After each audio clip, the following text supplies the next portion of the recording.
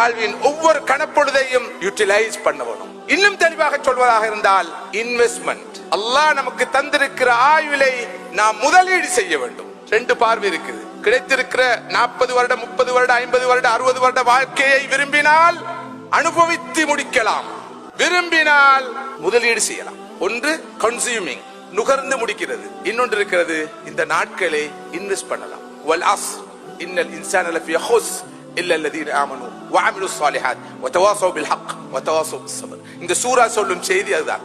யார் தான் பெற்றுக்கொண்ட ஆயுளை இன்வெஸ்ட் பண்ணுகிறாரோ அவர் வெற்றி பெற்றவர். யார் இதை முதலீடு செய்யாமல் வெறுமனே நுகர்ந்து முடிக்கிறாரோ அவர் ஃபீ ஹுஸ்ரின், பெரிய நஷ்டவாளி. இம்மா இஸ்திஸ்மார் வ இம்மா இஸ்திஹ்லாக்.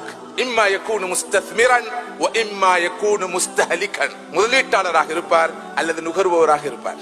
வாழ்க்கையை நியமத்துகளை நுகர்ந்து முடிக்கிறவர் அல்லாஹ்வின் ரஹ்மத்தை பெற்றவர் அல்ல. நியமத்துகளை முதலீடு செய்பவர் நியமத்தை பெற்ற அதே நேரம் ரஹ்மத்தையும் பெற்றவர்.